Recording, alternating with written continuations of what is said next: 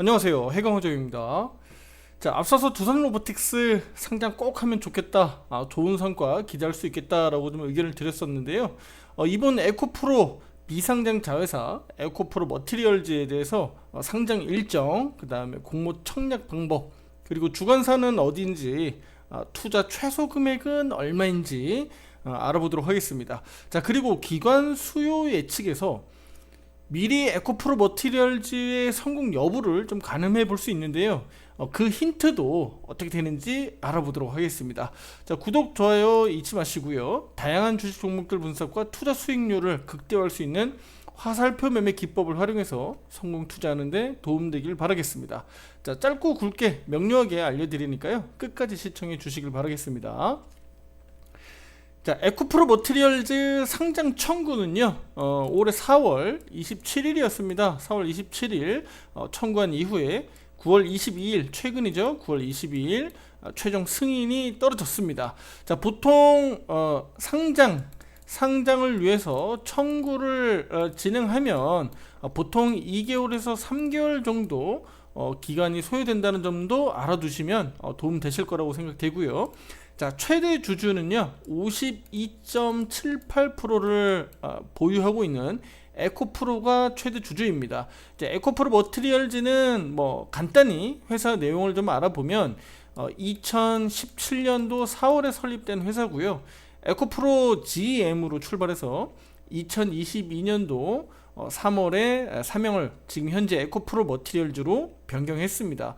주요 산업은 뭐 하고 있는 사업 같은 경우는 아시겠지만 2차 전지용 하이니켈 양극재의 핵심 소재인 하이니켈 전구체 제조 판매하고 있습니다. 자, 전구체는 양극 소재에서 핵심으로 매우 중요한 원재료로 부각되고 있죠. 최근 이 공장 증설을 통해서 향후 미래에 수요를 대비해서 전년 동기 대비해서 지금 공장 증설 이후에 매출액 5,241억 규모를 창출했다, 달성했다라는 부분들이 매우 특징입니다. 대비해서 작년도 대비해서 거의 97%에 육박하는 매출 증가세를 좀 보였다고 좀 볼 수가 있겠고요. 특히 이제 동사는 내수 대비해서 해외 비중이 매우 높습니다. 그러니까 매출 비중이 해외 비중이 높은데요. 특징적인 것은 이제 에코프로 그룹사들의 좀 납품을 하고 있다는 게 좀 특징입니다. 자, 뭐 장점은 안정적인 매출처 뭐 계열사로 납품하고 있으니까요. 안정적으로 좀 볼 수 있지만 단점은 매출처가 좀 다변화되지 않았다는 점이 좀 단점이죠. 그래서 앞으로 이런 부분들은 에코프로 머티리얼즈가 좀 풀어야 할 숙제로 좀 주목이 됩니다. 자, 주로 이제 매입하는 원자재 같은 경우는 니켈 비중이 85%로 이제 가장 규모가 크고요. 그다음에 코발트가 10% 정도로 전구체 제품 생산하는 데 들어가는 원자재를 이렇게 좀 받고 있고, 이들 이제 해외 선물 가격에서 아무래도 동사의 영업이익률 측면에서 조금 변화가 생길 수 있겠죠. 니켈에 대한 해외 선물 가격 또는 코발트에 대한 해외 선물 가격들이 뭐 최근에는 좀 안정적으로 내려오고 있기 때문에 뭐 영업이익률 측면에서는 좀 안정적으로 좀 될 수 있겠습니다만, 차후에는 이들 선물 가격들이 뭐 에코프로 머티리얼즈에 대한 중요한 매출과 영업이익의 부분에서 중요한 영향력을 좀 미칠 수 있겠다라고 좀 해석하시면 되겠습니다. 자, 그리고 향후에 양극재 소재 수요에 맞춰서 추가적으로 공장 증설할 계획도 가지고 있다고 합니다. 자, 근데 이 과정에서 물론 모든 돈들을 자기 돈으로만 하진 않겠죠. 그래서 에코프로 머티리얼즈 같은 경우는 뭐 상장하는 이유도 될 것 같은데요. 뭐 상장한 이후에 뭐 금융권에서 자금 조달을 한다든지 또는 유상증자 또는 제3자 배정을 통해서 자금 조달할 계획도 발표를 했기 때문에 이런 부분들도 우리 투자자 여러분들 좀 고려해서 향후에 공시 정보들도 좀 보시면서 투자 관점을 좀 고려하시면 좋겠습니다. 자, 본격적으로 이제 에코프로 머티리얼즈 기업 공개 IPO 일정에 대해서 한번 보도록 하겠습니다. 자, 기관 수요 예측 일정입니다. 기관 수요 예측 일정은요, 여기 가운데 나타나는 여기 에코프로 머티리얼즈라고 보이죠? 네, 여기 보시게 되면 자, 10월 30일, 11월 3일까지 이렇게 되어 있고요. 희망 공모가 밴드가 하단 36,200원에서 상단 46,000원까지 돼 있고요. 여기 보시게 되면 주관사 미래에셋증권, NH증권, 그다음에 하이투자증권 이렇게 돼 있는데요. 대표 주관사는 이제 미래에셋증권, 공동 주관사는 NH투자증권이라고 보면 되겠습니다. 저 하이투자증권은 의미가 없으니까 안 보셔도 되겠고요. 인수회사니까요. 그러면 미래에셋투자증권과 NH투자증권에서 우리 투자자 여러분들이 그 계좌 청약을 진행하면 되고, 만약에 계좌가 없다 그러면 신규 계좌 개설을 통해서 진행하면 된다라고 좀 보면 되겠습니다. 자, 그래서 기관 수요 예측에 대해서 제가 아까 서두에 좀 먼저 말씀드렸던 부분들이 있는데, 기관 수요 예측에서 경쟁률을 우리 투자자 여러분 좀 보셔야 돼요. 경쟁률을 통해서 이번 상장 공모주 청약이 성공할 수 있겠느냐 없겠느냐, 뭐 또는 100% 이상 우리 대박 한번 내볼 수 있겠느냐 없느냐를 여기서 예측할 수 있습니다. 자, 기관 수요 예측에서 경쟁률이 몇 퍼센트가 기준이냐? 1000%입니다. 제가 다시 한번 말씀드릴게요. 기관 경쟁률이 1000% 기준으로 해서 이 기준율이 넘어갈 때 이거는 공모 청약해도 되는 해야 할 공모주라고 우리가 판단하시면 되겠습니다. 다시 한번 말씀드릴게요. 이거는 공모 청약 이전에 수요 예측 일정 이후에 경쟁률이 나오는 부분이니까요. 이 시기를 통해서 나중에 공모 청약 최종 결정을 하시면 되겠습니다. 자, 그러면 기본적으로 우리가 공모 청약 수량은 10주니까요. 우리가 계산을 한번 해볼게요. 최소 금액이 얼마 들어가는지요. 일단은 확정 공모가는 하단으로 볼 필요는 없겠고요. 상단으로 보시면 되겠죠. 기본적으로 46,000원 상단으로 보시면 될 것 같고요. 최소 금액 수량 일단 10주를 계산하시면 46만원이잖아요. 그쵸? 46만원인데 우리가 공모가, 그러니까 최종 공모가 확정되기 전입니다만 확정된 공모가의 증거금률이 50%예요. 50%이기 때문에 실제로는 46만원이 아니라요, 최소 금액은 여기에 절반인 23만원으로도 공모주 청약이 가능하다라는 점을 정확히 우리 투자자 여러분들이 좀 알고 가시면 될 것 같습니다. 실제로 받게 될 주식은요, 10주를 내가 신청하지만 10주를 받을지, 한 주를 받을지, 2주 받을지는 나중에 결정됩니다. 나중에 이제 배정이 받게 되는데, 내가 나중에 예를 들어서 나는 10주를 신청했는데 10주 신청으로 해서 23만원을 예를 들어서 입금을 했다. 자, 근데 나는 한 주를 받았다라고 하면요, 한 주에 대한 금액만 빠지고 나머지 금액은 환불됩니다. 네, 11월 13일자로 환불되니까요. 그런 부분들에 대해서는 너무 걱정 안 하셔도 되겠습니다. 내가 만약에 2주 받았으면 2주 받은 금액만 계산돼서 제외되고 나머지는 환불됩니다. 11월 13일자. 그러니까 그 점도 참고해 주시면 되겠습니다. 자, 반대로 이제 예를 들어서 나는 10주 신청했는데 12주를 배정받았다라고 하면 12주. 그러면 2주가 오버됐잖아요.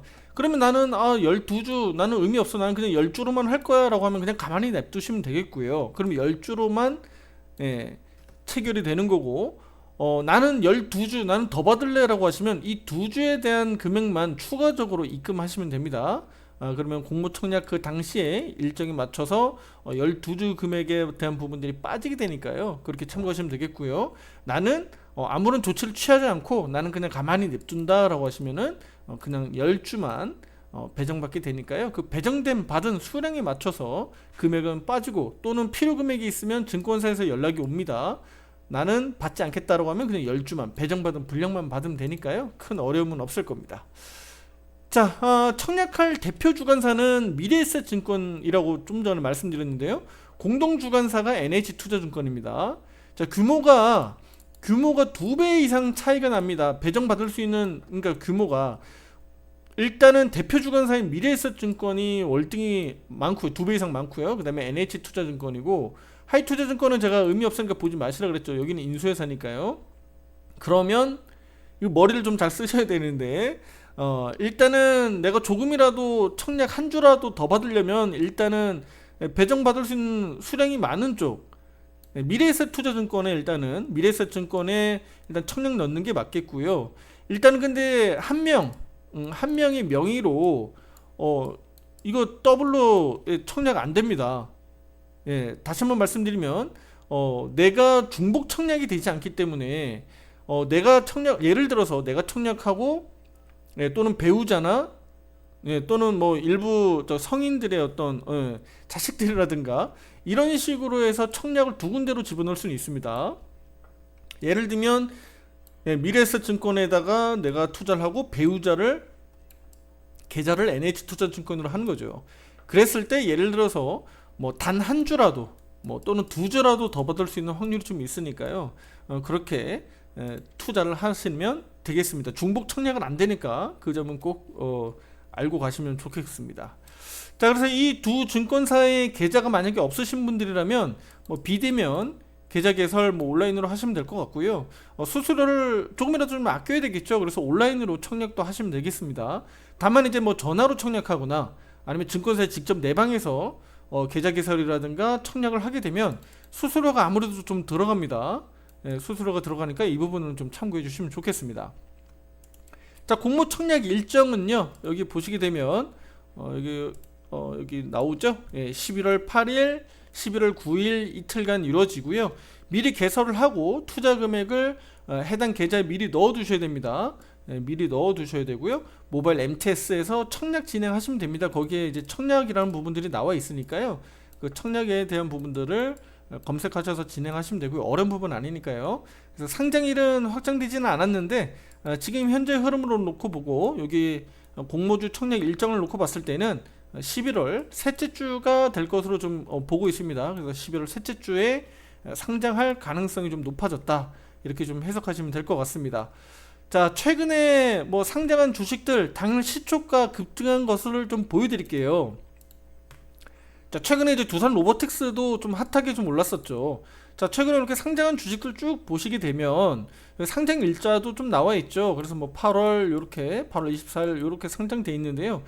자, 보세요. 시초가입니다. 시초가. 공모가 대비해서 시초가가 100%, 뭐 58, 73. 마이너스 종목이 여기 있죠. 이게 스펙 종목이니까 스펙 종목은 제외할게요. 스펙 종목을 제외하면 마이너스 된 종목이 있나요? 시초가가 있잖아요. 공모가 대비해서 시초가가 다 떴습니다. 네. 최근에 이 종목들로만 놓고 보면 다 떴습니다. 그렇죠? 두산 로보틱스는 시초가 대비해서 저 공모가 대비해서 시초가가 127% 떴습니다. 자, 10월 6일 상장한 레비우 코퍼레이션 같은 경우는 166% 떴죠. 자, 한싹 10월 4일 상장한 198% 떴죠. 아직 상장 당일 최상단이 400%까지 뜬 종목은 아직 없는데 우리 에코프로 머티리얼즈가 뭐 될 수 있을지는 모르겠습니다만 지금 정도의 흐름으로 놓고 보면 공모주 청약 안 할 이유가 없죠. 네, 무조건 수익을 벌 수 있는 구조니까요. 더군다나 뭐 우리가 듣도 보도 못한 듣보잡 그런 잡주가 아니잖아요. 그렇죠? 코스닥 시장에서 또 그 지수형 종목으로 상단이 있는 높은 종목이니까 한번 참고하시면 좋겠습니다. 자, 특히 이제 코스닥 지수형 종목인 만큼 이제 아무래도 에코프로에 대한 부분들, 또 에코프로 머티리얼즈에 대한 부분들도 분명히 기대감을 높게 가지고 갈 겁니다. 그래서 우리 투자자분들도 많은 관심 가지시고요. 경쟁률 1000% 이상 나올 가능성이 매우 높으니까요. 에코프로 머티리얼즈도 상장에 대한 흥행들이 분명히 될 가능성이 매우 높습니다. 그래서 잘 관심을 가져주시고 한번 청약을 통해서 이렇게 높은 수익률을 직접 한번 내보시고요. 실제로 뭐 공모주 청약 좀 해보신 분들은 요것만 또 하시는 분들도 계십니다. 그러니까 참고하시고 잘 대응하시면 좋겠습니다. 자, 특히 이제 코스닥 지수형 종목인 이 에코프로 있잖아요. 에코프로 자체가 코스닥 지수형 종목인데 아무래도 지수의 영향을 좀 많이 받습니다. 그래서 이 종목이 변동성이 에코프로 머티리얼즈 대비해서 얼마나 이제 그 낙폭을 좀 줄여줄 수 있느냐가 또 우리가 또 관건인데요. 특히 에코프로 보유하고 있는 우리 그 주주분들은 아마 조금 기대를 더 가지고 있을 겁니다. 왜냐면 최근에 에코프로 주가가 상대적으로 좀 많이 빠졌잖아요. 아무래도 코스닥 시장의 하락의 여파를 좀 받고 있는데 이 에코프로 머티리얼즈 상장 이후에 기술적으로 좀 반등을 좀 기대해 보지 않을까라고 좀 생각이 되는데요. 제가 생각하는 입장에서는 최근에 지수 뭐 대외 변수 때문에 빠지면서 에코프로 주가가 좀 빠졌습니다만 이번 에코프로 머티리얼즈 공모주 청약 일정과 함께 아무래도 에코프로도 기술적인 반등은 저도 한번 나올 것으로 좀 보여집니다. 자, 예를 들면은 자, 앞서서 두산 로보틱스 이유를 한번 들면은 두산 주가가 최근 들어서 이렇게 크게 오를 때는요. 자, 여기 한번 볼게요. 자, 두산 주가가 최근에 이렇게 오를 때는요. 두산 주가가 그 앞서서 자, 크게 오른 점이 없었습니다. 오른 점이 없었고 되려 더 빠졌었죠. 그 상장 청구 이후에 오히려 두산 주가는 빠졌어요. 그 이후에 두산 로보텍스 상장 모멘텀들이 붙으면서 로봇 관련된 주식들이 불이 붙으면서 이렇게 올라갔거든요. 자, 그 이후에 두산 로보텍스 상장일에 앞서서 딱 보시게 되면 대략 한 2주 정도 빠졌죠. 고점 딱 잡히고 한 2주 정도, 한 2, 3주 정도 빠졌거든요. 그러니까 이런 점을 고려했을 때 그러면 에코프로 주가는요. 먼저 선제적으로 빠지고 있잖아요. 지금 시기적으로만 놓고 봤을 때 에코프로 머티리얼즈는 11월 셋째 주 11월 셋째 주에 상장한다고 보면 약 한 달 반 정도 남은 시기입니다. 자, 그 시기에 비해서 에코프로 주가가 먼저 선제적으로 지금 주가 지수형 종목이다 보니 영향을 받고 있고요.